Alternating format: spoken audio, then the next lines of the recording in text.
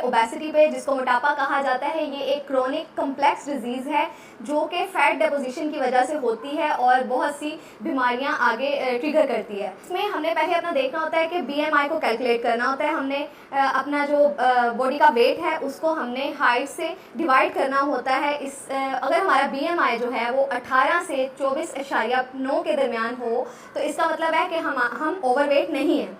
लेकिन अगर 24 से 25 से आपका बीएमआई जो है वो ज़्यादा है तो इसका मतलब है वी आर ओवरवेट। लेकिन अगर 30 से ये एक्सीड कर जाता है तो इसका मतलब है कि आप ओबीज़ हैं। अब ओवरवेट होना और ओबीज़ होना ये थोड़ी डिफरेंट टर्मिनोलॉजीज़ हैं।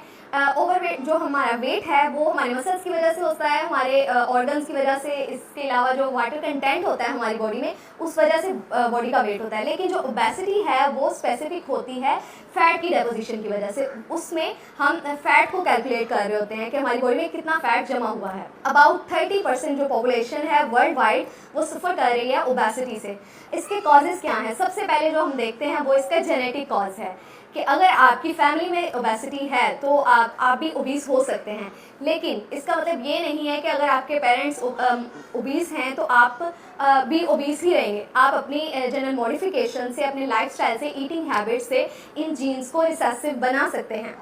अगर आपके घर का माहौल ही ओबेसोजेनिक है, मतलब आपके घर में खाना ऐसा बन रहा है जो कि ओबेसिटी काज करेगा और एक्टिविटी जो है सब घर वालों की बहुत कम है, उतना खा रहे हैं लेकिन उतनी एक्टिविटी नहीं है, उतनी कैलोरीज बर्न नहीं हो रही, तो इसका मतलब है कि ये आपकी फैमिलीज़ में रन कर रहा है। हमने कैलोरीज़ को देखना होता है कि जितनी हमारी कैलोरीज़ का इनटेक है उतनी हमारी एक्टिविटी भी होनी चाहिए, उसको यूटिलाइज भी होना चाहिए। ये नहीं कि हम खाना खाते जा रहे हैं और एक्टिव नहीं है। अगर हम एक्टिव नहीं है तो वो जो कैलोरीज होंगी वो क्या होगी, अल्टीमेटली वो हमारे बॉडी में जाके स्टोर हो जाएंगी। इसके अलावा अगर देखा जाए तो स्ट्रेस जो है बहुत बड़ा कॉज है ओबेसिटी का। स्ट्रेस में होता ही है कि कॉर्टिसोल का लेवल जो होता है वो इंक्रीज़ हो जाता है, जिससे इंसुलिन रेजिस्टेंस आ जाती है हमारी बॉडी में। ये इंसुलिन रेजिस्टेंस जो होती है वो शुगर का लेवल स्पाइक कर देती है और शुगर की वजह से फिर ओबेसिटी का मसला आ जाता है। अगर हमारा स्लीप का पैटर्न ठीक नहीं है, अगर हम अपनी एडिकेट स्लीप नहीं ले रहे, सारी रात अगर हम जाग रहे हैं तो उस ड्यूरेशन में हमें एक तो भूख ज़्यादा लगेगी, हमारा कॉर्टिसोल भी इस कंडीशन में इंक्रीज़ हो जाता है जो अल्टीमेटली हमें ओबेसिटी की तरफ लेके जाता है। इसके अलावा कुछ मेडिकल कंडीशंस ऐसी हैं जो कि ओबेसिटी काज करती हैं, जैसे कि हाइपोथायरॉयडिज्म। हमने अपनी पिछली वीडियो में इसके बारे में डिस्कस किया था। हाइपोथायरॉयडिज्म में हमारा T3 और T4 का लेवल जो होता है वो कम हो जाता है, हमारी जो सारी बॉडी की फंक्शनिंग है वो स्लो हो जाती है, कॉन्स्टिपेशन हो रही होती है, हमारा मेटाबॉलिज्म कम हो रहा होता है, तो इसकी वजह से हम ओबेसिटी की तरफ जाते हैं। इसके अलावा एक और कंडीशन होती है कुशिंग सिंड्रोम। इस कंडीशन में भी ओबेसिटी हो जाती है। और कुछ मेडिसिन ऐसी हैं जैसा कि कॉर्टिकोस्टेरॉइड मेडिसिन हैं, एंटीसाइकोटिक ड्रग्स हैं, इसके अलावा बीटा ब्लॉकर्स हैं, ये भी ओबेसिटी कॉज करते हैं। मोटापा जो है वो कई मेडिकल कंडीशंस को ट्रिगर करता है। इसकी कॉम्प्लिकेशंस में देखें तो हमारे पास डायबिटीज़ टाइप 2 जो है वो मोटापे की वजह से हो जाती है। हार्ट की कंडीशंस जैसे कि ब्लड प्रेशर का बढ़ जाना, कोलेस्ट्रॉल का बढ़ जाना, इसके अलावा फर्टिलिटी के इश्यूज आ जाते हैं, पीसीओएस हो जाता है मोटापे की वजह से, और बोन हेल्थ जो है वो इम्पेयर हो जाती है, हमारे जॉइंट्स का पेन स्टार्ट हो जाता है, हमें कमर दर्द के मसाइल पेश होते हैं और आर्थराइटिस भी हो जाता है ओबीस पेशेंट्स को। ये जो ओबेसिटी के पेशेंट्स हैं इनमें ये कंडीशंस ज़्यादा होती हैं एज़ कम्पेयर टू जिनका वेट अपनी नॉर्मल रेंज में है। इसके अलावा जो है डिप्रेशन में चले जाते हैं पेशेंट्स, अपनी ओबेसिटी को लेकर, अपने वेट को लेकर वो डिप्रेस हो जाते हैं और वो सोशली आइसोलेट हो जाते हैं, उनकी वर्क अचीवमेंट भी उस तरह से नहीं रहती हैं और उनकी जो पर्सनल लाइफ है उस पर भी इसके बहुत इफेक्ट्स आते हैं। अब ओबेसिटी को कंट्रोल किस तरह से कर सकते हैं? अगर हमारा वेट ज़्यादा है तो इसको कम किस तरह से कर सकते हैं, और अगर हमारा वेट बढ़ने की तरफ जा रहा है तो इसको हमने वहीं पर कैसे रोकना है, ये कुछ स्टेप्स हैं जो मैं आपके साथ डिस्कस करूँगी। आप इनको अपनी डेली रूटीन में शामिल करें, इसको अपनी ज़िंदगी का हिस्सा बनाएं। जब तक आप अपना लाइफस्टाइल चेंज नहीं करेंगे आप पे कोई रेमेडी, कोई मेडिसिन और कोई भी ट्रीटमेंट जो है वो असर नहीं करेगा। फर्स्ट स्टेप में हमने ये करना है कि अपना पूरा एक टाइम टेबल सेट करना है, अपनी एक रियलिस्टिक अप्रोच हमने बनानी है। ये नहीं कि हम अनरियलिस्टिक डिसीजन ले रहे हैं कि हमने इतना वेट कम करना है, इतने दिनों में हमने इतना वेट कम करना है। ये आप इस प्लान पे 2 से 3 दिन तक स्टक रह सकते हैं, लेकिन इसके बाद आप फिर अपनी रूटीन पे आ जाते हैं। लेकिन अगर आप प्लानिंग के थ्रू अपना टाइम टेबल सेट करें कि हमें किस वक्त क्या लेना है और कौन सी एक्टिविटी करनी है, तो आप इसको लंबे अरसे तक लेकर चल सकते हैं। तो फर्स्ट स्टेप में हमने अपना प्लान करना है, अपना टाइम टेबल सेट करना है। हमारी जो फर्स्ट अप्रोच होगी वो ये होगी कि हमने कैलोरीज़ को कट करना है।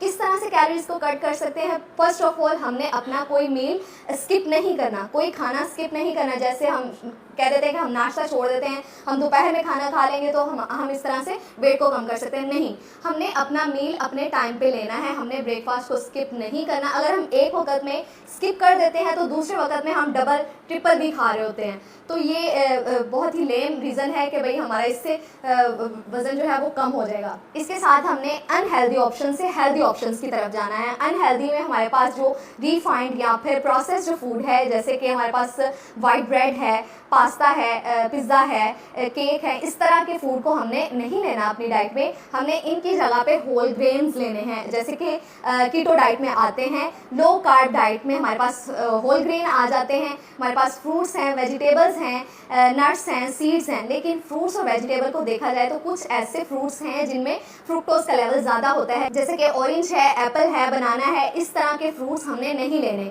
और वेजिटेबल्स जो कि ज़ेरे ज़मीन उगाई जाती हैं, जिसमें हमारे पास आलू है, शकरकंदी है और गाजर है, इस तरह की वेजिटेबल्स को हमने स्किप कर देना है, या अगर लेना है तो बहुत कम क्वांटिटी में लेना है।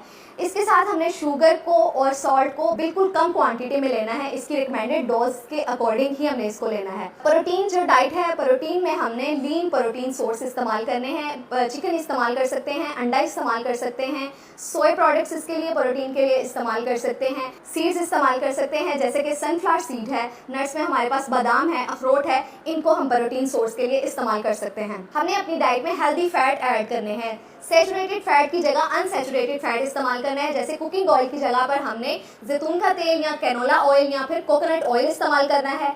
इसके साथ जो नेक्स्ट स्टेप है वो है कि हमने पोर्शन करने हैं अपनी डाइट के। हमने जो है वो अपनी मील का साइज़ कम कर देना है और इसको स्लोली खाना है। अगर हम आहिस्ता से टाइम लेकर अपनी खुराक को खाएंगे, अपने मील को प्रॉपर टाइम देंगे, तो ये हमारे ब्रेन में सिग्नल जाएगा कि हमारा जो स्टमक है वो फुल हो चुका है और हमें मज़ीद खाने की ज़रूरत नहीं है, तो हमारा थोड़े से पेट भर जाएगा। इसके साथ हमने जो करना है वो ये है कि हमने माइंडफुली खाना है। माइंडफुली खाना है, इसका मतलब ये है कि जब हमें भूख लगी है तब हमने कुछ खाने की तरफ जाना है। हमने ये नहीं करना कि चलो हमारा टाइम हो रहा है तो हम खा लें। हमने अगर हमें भूख का एहसास है तो हम पहले पानी पी के देख लेते हैं। पानी से हो सकता है हमारा पेट भर जाए और हमें खाने की ज़रूरत ना पड़े। जो नेक्स्ट स्टेप है वो है एक्सरसाइज और एक्टिविटी का। एक्सरसाइज बहुत ज़रूरी है, हफ्ते में कम से कम 150 मिनट तक की एक्सरसाइज जो है वो ज़रूरी है। अगर आप इसके आदी हो जाते हैं तो आप इस एक्सरसाइज के टाइम को बढ़ा भी सकते हैं। इसके साथ आपने एक्टिव रहना है, अपनी एक्टिविटी को बढ़ाना है, मूवमेंट में रहना है। जैसे अगर आप एलिवेटर इस्तेमाल कर रहे हैं तो आप सीढ़ियों का इस्तेमाल करें। अगर आप गाड़ी या बाइक चला रहे हैं तो इसकी जगह पर आप चल के जा सकते हैं, तो आपने कोशिश करनी है कि आप चल के ही जाएं। इसके साथ आपने अपना स्लीप पैटर्न जो है उसको बेहतर बनाना है। 8 घंटे की जो स्लीप है वो आपने पूरी करनी है। नेक्स्ट स्टेप में आपने स्ट्रेस को मैनेज करना है, क्योंकि स्ट्रेस में हमारा कोर्टिसोल का लेवल जो होता है वो इंक्रीज कर जाता है, जिसकी वजह से इंसुलिन रेजिस्टेंस आ जाती है हमारी बॉडी में। हमारी बॉडी इंसुलिन को यूटिलाइज नहीं कर पा रही होती और हमारा जो ब्लड का शुगर लेवल है वो इंक्रीज हो जाता है और इसकी वजह से ओबेसिटी होती है। तो हमने क्या करना है, अपने स्ट्रेस को भी कम करना है। इसके साथ हमने अपना वाटर इनटेक जो है वो बढ़ाना है। कम से कम 10 से 12 ग्लास हमने पानी डेली इस्तेमाल करना है।